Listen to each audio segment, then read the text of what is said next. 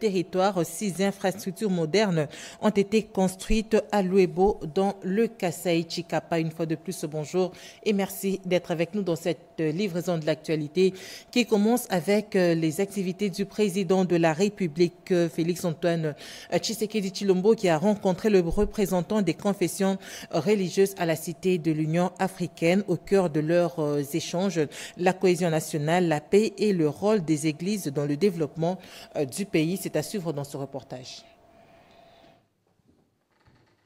Conduite par son président, le pasteur Ejiba Yamampia, la plateforme de confession religieuse a échangé ce soir avec le chef de l'État, Félix-Antoine Tshisekedi Tshilombo, sur leur initiative concernant les dialogues entre Congolais. Nous avons parlé de ce qui s'est dit à propos du dialogue entre Congolais. À ce sujet, nous lui avons présenté qu'il n'y a pas seulement ce que la SENCO et l'ECC proposent, il y a aussi l'initiative interconfessionnelle pour la paix et la réconciliation en République démocratique du Congo que la plateforme met à la disposition des Congolais. Et après nous avoir écouté, le chef de l'État nous a donné quitus de dire « Ok, nous devons travailler, mais toutefois, on doit faire en sorte que les deux parties, SENCO et ECC, et nous puissions à un certain niveau, par l'encadrement de l'équipe de la présidence, voir comment mettre tout ensemble. » Le président décimé, Idriss Katinga, a quant à lui fourni des détails importants sur le contenu de cette audience. Nous venons de réitérer notre offre au peuple congolais à travers le président de la République, chef de l'État. Comme son éminence vient de le dire, nous avons le pacte social qui est proposé par nos compatriotes de la SENCO et de l'ECC et qui pour nous comporte certaines limites. Évidemment, c'est une œuvre humaine. Parmi ces limites, nous allons épingler par exemple le fait que c'est une initiative qui vise la refondation de l'État congolais. Alors nous, on ne voit pas la démarcation entre ce que nous pouvons faire comme confession religieuse relevant de la société civile et ce que fait l'État, parce que c'est l'État qui a le pouvoir régalien de définir des politiques de gouvernement. Alors, nous comprenons que c'est une quête de paix. Alors, par rapport à la quête de paix, nous disons, et nous saluons d'ailleurs en passant, les efforts diplomatiques menés par notre pays, parce que si on peut nous reprocher ceci ou cela, mais au moins aujourd'hui, tous les hommes et toutes les femmes de bonne foi reconnaissent que notre diplomatie est très agissante.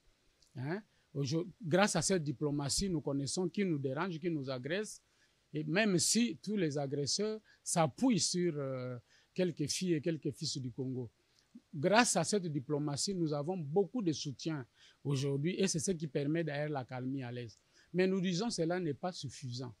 Nous pouvons laisser l'État négocier, mener la diplomatie, mais au niveau interne, qui travaille? C'est là où nous proposons aussi cette action alternative pour essayer de fissurer tout ce qui divise les Congolais. Nous avons décliné à l'intention du chef de l'État quelques exemples des grands conflits qui divisent les Congolais et qui sont instrumentalisés à la fois par les pays étrangers, mais également par les acteurs politiques du Congo. Et Dieu merci, le chef de l'État nous a prêté une oreille très attentive et il nous a encouragés. Maintenant que nous avons les quitus de chef de l'État, nous allons suffisamment communiquer sur cette initiative pour la faire partager avec notre opinion nationale. Il n'est un secret pour personne que c'est dans l'unité que l'on aspire à la providence divine. La République démocratique du Congo et le Rwanda s'apprêtent à signer sous les auspices des États-Unis d'Amérique un accord de paix pour le retour d'une paix durable dans la partie est de la République démocratique du Congo. Les deux parties sont arrivées à Washington pour parapher le document final. La RDC est représentée par la ministre d'État, ministre des Affaires étrangères, Thérèse Kaikwambo. On en parle avec Giscard Koussema. Selon les programmes du département d'État américain, la signature de l'accord de paix entre la République démocratique du Congo et le Rwanda est prévue ce vendredi ici à Washington à 13h30 locale. Il sera à l'heure de Kinshasa.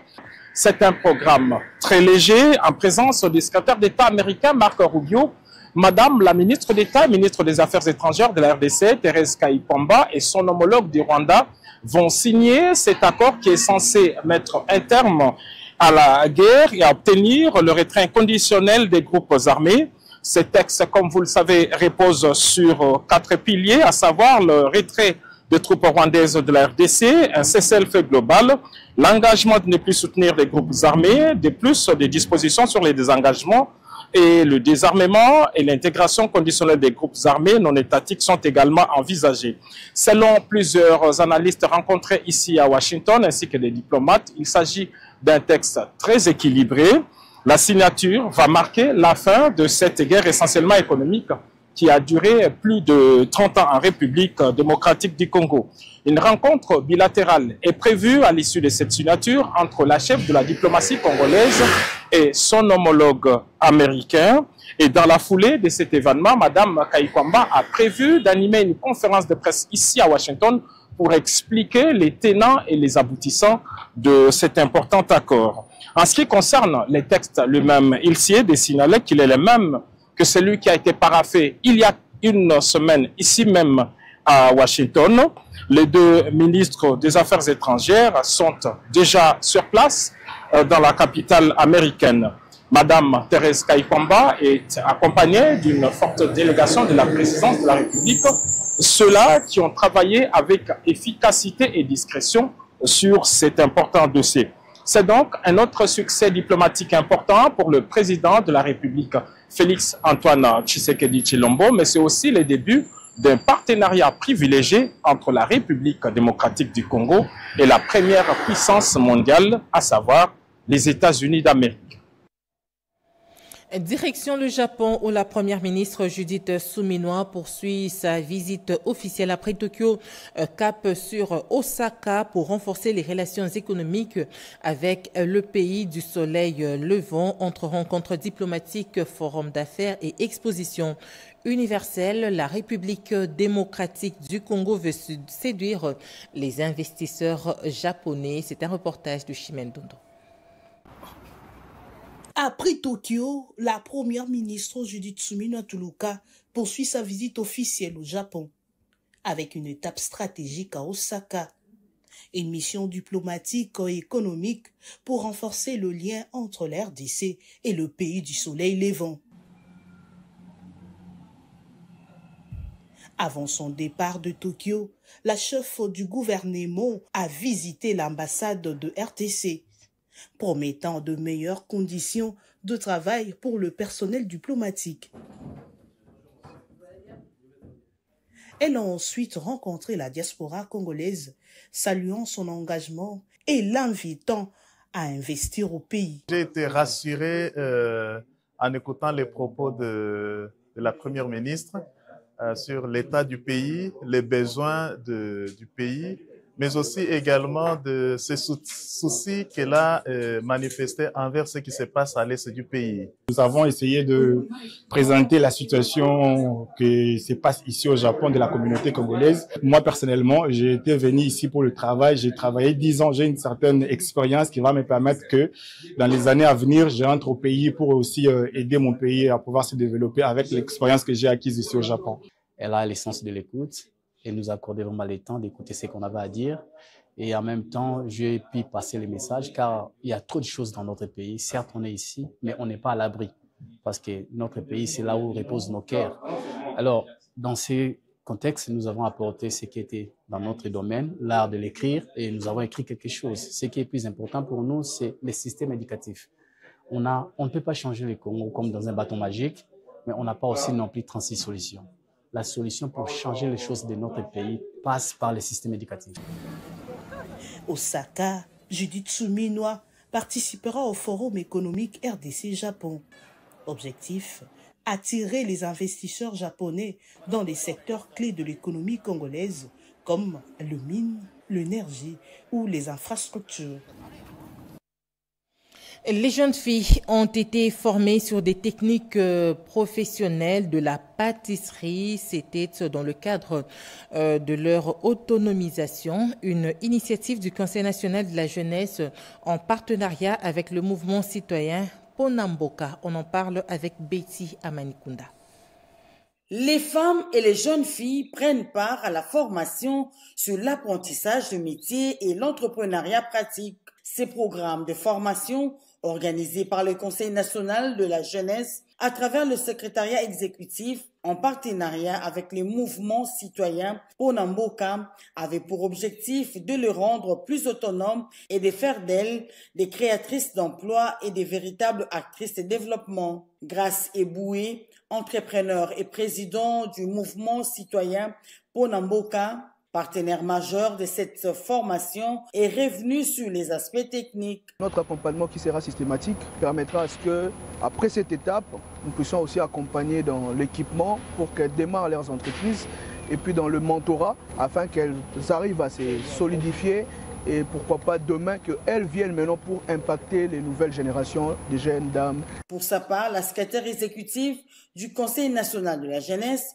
Marie Emamboyo, a planché sur l'importance de cette initiative qui vise à créer une classe moyenne. Il a bien voulu prendre toute la formation en charge. Donc cette formation, les mamans vont s'ouvrir ça gratuitement sans rien payer. Et nous sommes en train de lancer un appel à toutes les jeunes filles et les femmes qui restent encore à la maison de pouvoir nous rejoindre. Cette session de formation en pâtisserie a bénéficié de l'appui en matériel et équipement dont du mouvement citoyen Ponamboka, une manière de contribuer efficacement à réduire les inégalités entre les hommes et les femmes, à renforcer l'autonomisation économique des femmes et à les insérer durablement dans les marchés du travail.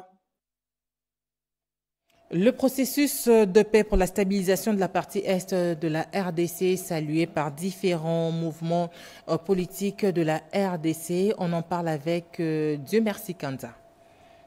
Le rassemblement des compagnons d'Étienne Tshisekedi pour les changements et le progrès social souscrit à l'accord de paix en gestation entre le Rwanda et notre pays, dont les termes de référence de son contenu viennent d'être paraphés à Washington DC par les équipes d'experts des deux pays.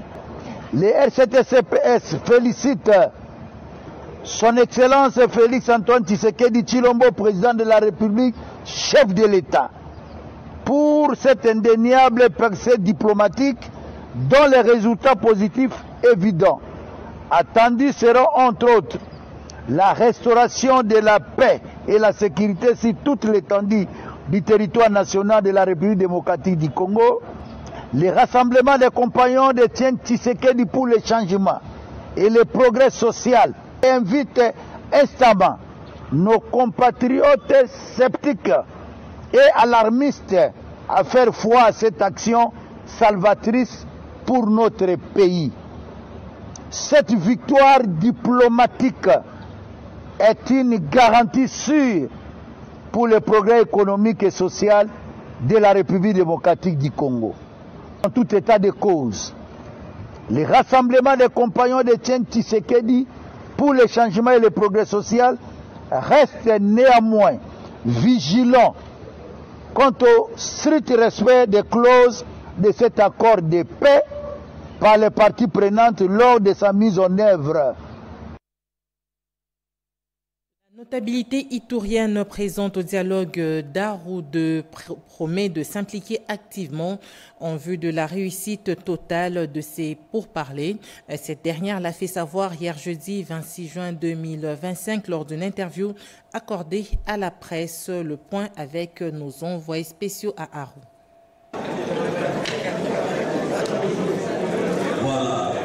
La notabilité itourienne salue l'initiative des autorités provinciales, celle de l'associé dans le pourparler d'Aroudeux, en vue de la résolution des problèmes sécuritaires de la province. Jusque-là, l'impression est encore bonne. Il est question de sortir des non-égaux, de voir l'intérêt général de l'Ituri. C'est ce qui prime.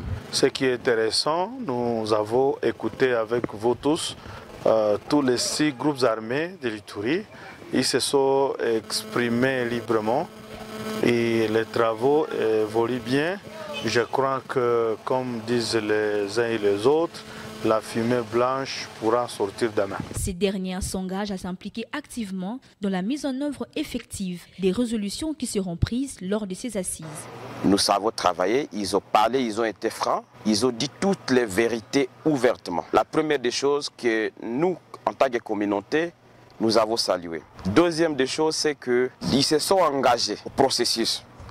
Ils ont dit qu'ils sont prêts pour la paix. Ils sont fatigués avec la guerre. Et en présence des chefs coutumiers et des leaders communautaires, nous avons pris acte de leur détermination et de leur engagement.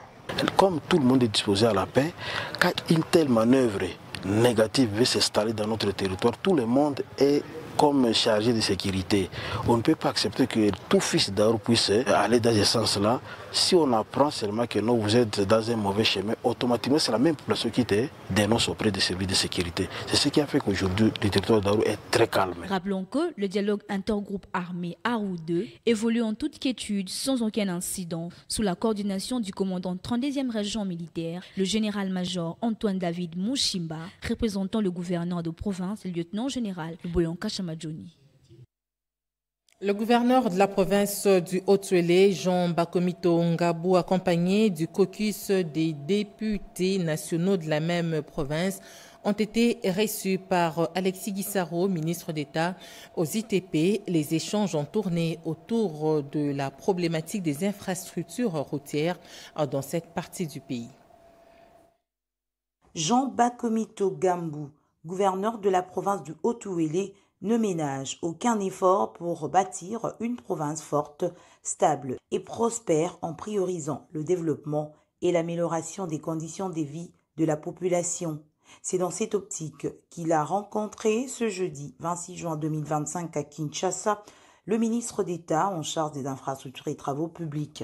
Pour la petite histoire, le Haut-Uélé a perdu 3 ponts à cause de leur écroulement. Il s'agit des ponts Bomukandi, le pont Embo et le pont Zoro, des incidents qui compromettent gravement la connectivité de la province du Haut-Uélé en entraînant un enclavement total. Les travaux de réhabilitation du pont Bomukandi sont presque finis. Dans quelques jours, ce pont sera ouvert à la circulation. Des assurances que le gouverneur Jean Bakomito, accompagné des députés nationaux du terroir, ont reçu auprès du ministre d'État Alexis Guissaro Mouvouni. Et ce n'est pas fini. Pour les 2 autres ponts, les matériels vont atteindre Kisangani dans plus ou moins 2 semaines pour les travaux de réhabilitation.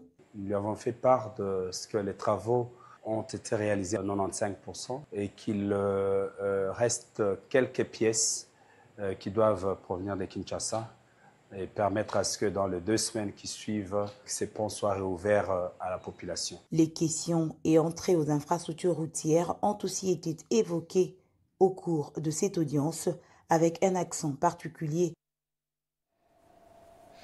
Dans le cadre du programme de développement local 145 territoires, 6 infrastructures modernes ont été construites à Luebo, dans la province du Kasaï-Chikapa. La cérémonie de remise de ces infrastructures a été présidée par le vice-gouverneur et gouverneur intérimaire du Kasaï, Joe Ley Bokole. Regardez.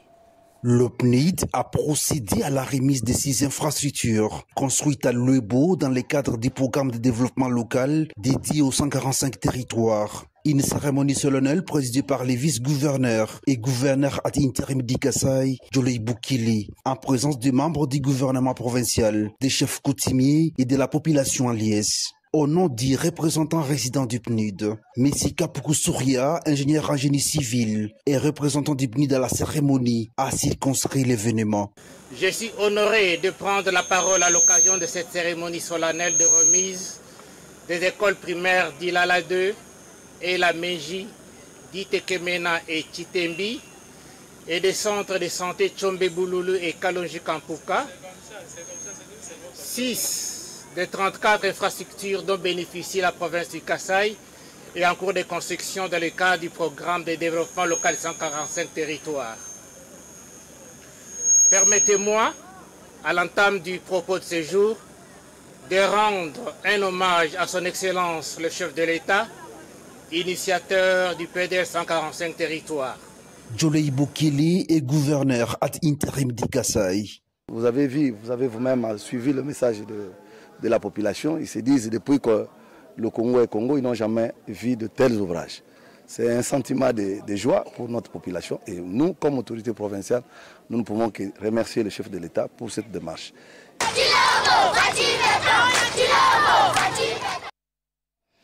Dans la province du Lualaba, le bourgmestre de Dilala a lancé officiellement les travaux d'asphaltage de quelques avenues de cette entité décentralisée, Chimendondo. Entièrement engagée et dévouée, Mme Françoise Mangweji, bourgmestre de la commune de Dilala, dont la province du Lualaba, tient un mordicus au développement de sa municipalité dans la perspective de garantir le bien-être social et ses administrés, en conformité avec la vision du chef de l'État, Félix-Antoine Tshisekedi Tshilombo. Ce jeudi 26 juin 2025, elle a procédé au lancement officiel de travaux d'asphaltage de l'avenue Mama Kaj dans le quartier Kanina. Cette grande avenue, jadis l'ombre d'elle-même, sera revêtue d'une nouvelle robe, marquant ainsi une étape décisive dans le vaste chantier des désengorgements de cette entité territoriale décentralisée. Ces travaux qui seront exécutés par une entreprise locale sont financés sur le fonds propre de la commune de Dilala et visent à améliorer significativement la sécurité, les conformités de circulation et la durabilité de cette infrastructure essentielle au développement économique et à la qualité des vies locales et seront réalisées dans le respect des normes environnementales en vigueur en privilégiant de matériaux durables et de pratiques respectueuses de l'environnement. En mission de sensibilisation pour plus de culture fiscale à Butembo et Lubero, le directeur provincial de la DGRAD Nord Kivu a bouclé son itinérance pendant sa mission officielle Vital Tangavita et sa suite ont sensibilisé les acteurs de la fiscalité dans la mobilité de recettes au compte du Trésor public. Reportage. 4 jours durant, le directeur provincial de la DGRAD a palpé du doigt les réalités sur terrain dans son service en ville de Butembo et territoire de Lubero. En ville de Butembo, le directeur provincial de la DGRAD a pris langue avec le maire de Butembo, le commissaire supérieur principal, Roger Moabaye Kiteli. Après quoi, Vital Ponda Vita a visité les chantiers du ressort local situé à cellule Bel Air, quartier Kambali, commune Vulamba. Une visite qui s'est soldé par un constat positif, celui de l'avancée à pas de géant des travaux de construction. Par la suite, le patron de la DGRAD de Nord Kivu a échangé avec les chefs des services étatiques et il a insisté sur les attributions légales à chacun d'entre ces services d'assiette. La 3e journée a été marquée par sa rencontre avec les membres de la Fédération des entreprises du Congo FEC Butembo Lubero. L'adresse du DP de la DGRAD a été condensée entre la vulgarisation de certains textes légaux et la mise au point par rapport à l'application du décret de novembre 2024 portant notamment allègements fiscaux pour les provinces sous état de siège. Les assujettis, je les exhorte à avoir la culture fiscale, donc donner à l'État les moyens de faire sa politique. Nous devons savoir que l'État a beaucoup de devoirs, beaucoup d'obligations, donc nous réclamons beaucoup de choses à l'État et l'État ne peut pas le faire s'il n'a pas de moyens. Séduit par cet exposé, Polycarpe Ndivito Kikwaya, président de la FEC Butembo Lubero, a souhaité que des séances similaires de vulgarisation des textes légaux soient régulières. Alors de temps en temps, il faut actualiser. Il y en a qui oublient. Il y a les lois, les nouvelles lois qui arrivent, il y a les décrets qui arrivent.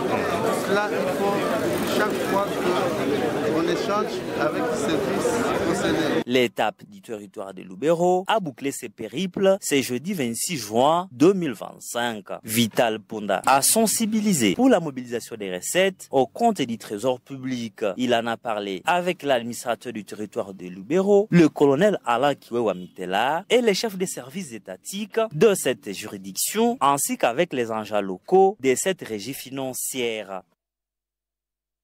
À l'Assemblée provinciale de Kinshasa, la proposition dédiée portant sur les dispositions générales applicables à l'identification des élèves et à la planification des enseignants a été jugée recevable. C'était au cours de la plénière du mercredi 25 juin 2025, présidée par le président Lévi Mbuta Sangolamba. Blandine Wavingana pour le reportage.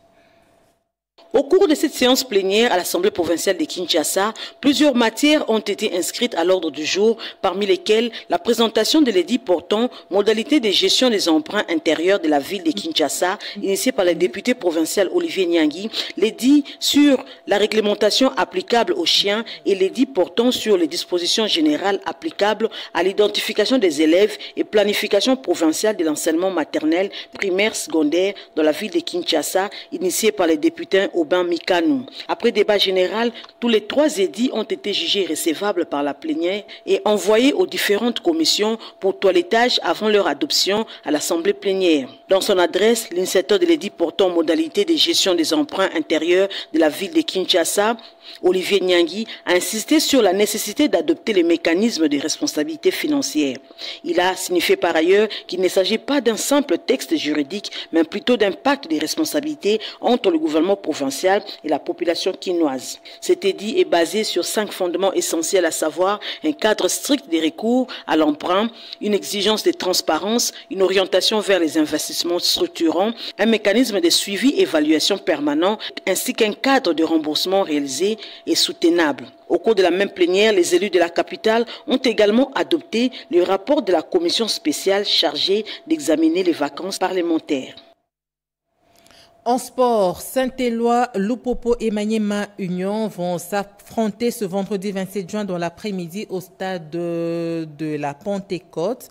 Le staff dirigeant de cette formation sportive à travers le vice-président Koko Mulongo a apporté sa contribution pour remonter le moral des joueurs pendant le match d'entraînement organisé au stade des Martyrs de la Pentecôte. Rodépanda. Nous n'abandonnerons jamais.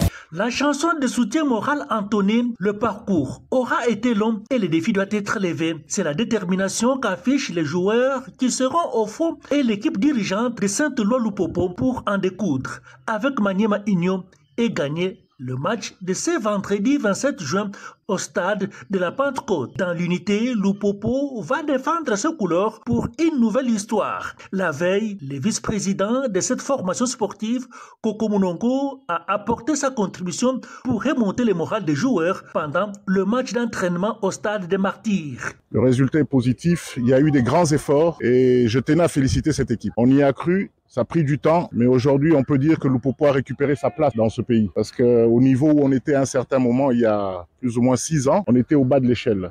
Donc c'était un travail de groupe et un travail en pleine solidarité. Le coach Makou Kayembe, qui fut joueur de Lupopo, il pourra peut-être le dire aussi. On va y croire jusqu'à la dernière minute. On va devoir jouer un pour tous, tous pour un. Je sais que ça a toujours été une bête noire, Maniema Union, mais pas demain. Le bon Dieu a fait que le dernier jour soit le jour de la finale.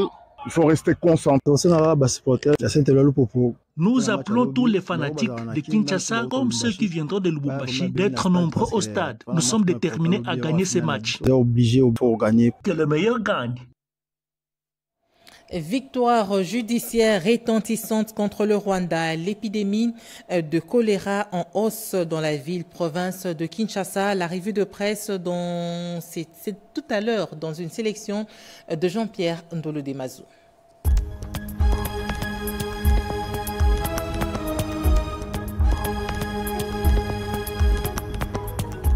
Bienvenue mesdames, messieurs à cette revue de presse du vendredi 27 juin 2025. La RDC enchaîne des victoires judiciaires. La Cour africaine se déclare compétente pour juger le Rwanda, annonce Econews. La République démocratique du Congo poursuit son combat pour la justice internationale après avoir obtenu la condamnation de l'Ouganda pour crimes commis sur son territoire. Elle vient de remporter une nouvelle bataille judiciaire contre le Rwanda. Jeudi, la Cour africaine des droits de l'homme et des peuples a rejeté toutes les objections rwandaises et s'est déclarée compétente pour examiner les accusations accusations de violation des droits de l'homme, d'agression et de massacre dans l'est de la RDC. Une décision saluée par Kinshasa comme une étape majeure contre l'impunité, tandis que le Rwanda a désormais 90 jours pour présenter sa défense. RDC, la ville de Kinshasa touchée par une nouvelle flambée de choléra, révèle la manchette. Au moins 28 personnes sont décédées ces derniers jours de cette maladie très contagieuse.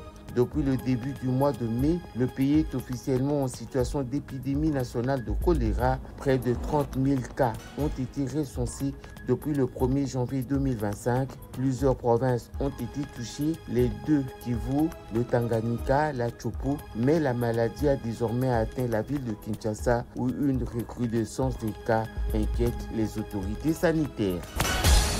Calayé, des maisons des peuples autochtones pygmées brûlées, renseigne le quotidien. La tension reste vive dans le territoire de Calayé au sud Kivu où plusieurs villages habités par les peuples autochtones pygmées ont été brûlés, conséquence directe de l'intensification des affrontements entre les rebelles de 1-23 et les groupes d'autodéfense Wazalendo. Bahati Malengo, porte-parole des peuples autochtones pygmées, tire la sonnette d'alarme. Il appelle les autorités congolaises et les partenaires humanitaires à agir de toute urgence pour assurer la sécurité des communautés déjà marginalisées et leur venir en aide.